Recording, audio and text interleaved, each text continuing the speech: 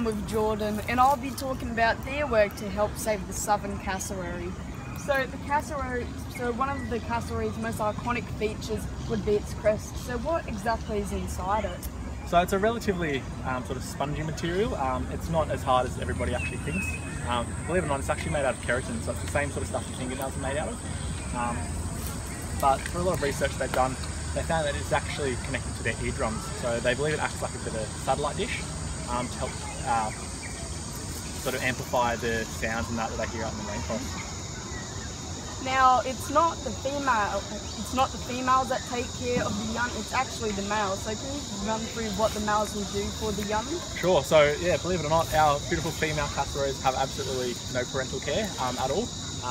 That purpose is solely with the male. So she will head around, mate with a couple of males, and then she'll pick usually the last male. She'll lay the eggs with him, and she can lay anywhere between usually 6 to 8 eggs as a rough estimate.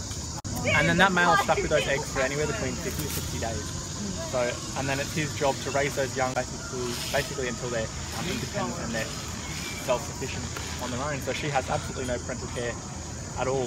So how are cassowaries important for the environment? So these beautiful birds are what's known as a keystone species. So they're basically responsible for dispersing the seeds from a large variety of different native fruits and passing them around through the rainforest. So certain plants and certain fruits, like the cassowary plums, believe it or not, actually need to pass through the gut of a cassowary before they're able to germinate.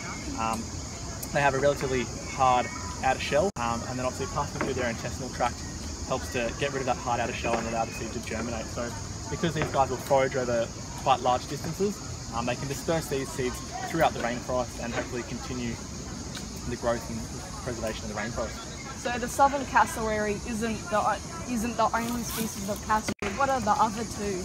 No, so yeah, these guys are the only cassowary species found here in Australia, but we have two more. So you've got the dwarf or Bennett's cassowary and the northern cassowary. So both of those other birds are found up in Papua New Guinea.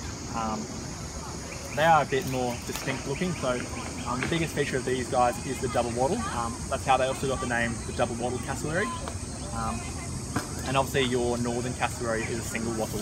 So they're pretty distinct and pretty easy to tell apart from one another. And what are their threats? Unfortunately, there's not a huge number of birds left here in the wild in Australia. They estimate that there's anywhere between, anywhere less than probably about 1,500 birds. However, a recent study has shown that there may be as many as 4,000. And while that does still sound like a huge number, compared to what the previous numbers have been recorded at, it's still relatively low. But their main threats are generally people, so obviously habitat destruction and mainly fragmentation, so the sort of huge amount of space occupied by people between their suitable habitats, which obviously brings them in contact with people, their cars and their dogs. Car hits and dog attacks are probably one of the main reasons that we lose cassowaries every year, unfortunately. And then obviously your natural disasters. So due to global warming, we've had an increase in the number of cyclones that are passing through up north, and that's caused a bit of grief for these beautiful birds up there as well. Yeah. So what is Currumbin Wildlife Sanctuary doing to help save cassowaries? So our cassowary is actually part of the national breeding program. So with the help of obviously birds that will rotate through different facilities, their aim is to basically increase the number of cassowaries in captivity and hopefully be able to release some of those babies out back into the wild. We also take donations that will then forward onto the Rainforest Rescue. They help do land buys, so they'll actually buy private land from owners of those large properties, and they'll then keep that habitat solely for the purpose of letting cassowaries be able to live there. So what can everyday people do to help save cassowaries? So the biggest thing you can do for these, as I said, Rainforest Rescue does some awesome work for these beautiful birds. So the best thing you can do is obviously, if possible, try and donate to them. But the biggest thing is obviously make sure you obviously recycle your rubbish and things like that. Obviously, some of that rubbish unfortunately does end up there around that area, and unfortunately, due to the risk of these birds coming closer into people, it does increase the chances of them eating food that isn't actually suitable for them.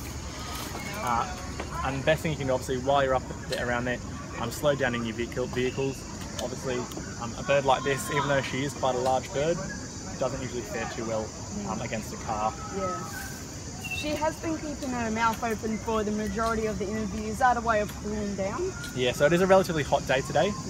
So one of the coping mechanisms that these guys will use to try and keep cool is to open mouth breathe. They also love to wallow, so she will probably at some point today hop into her pond and have a bit of a wallow to try and cool herself down.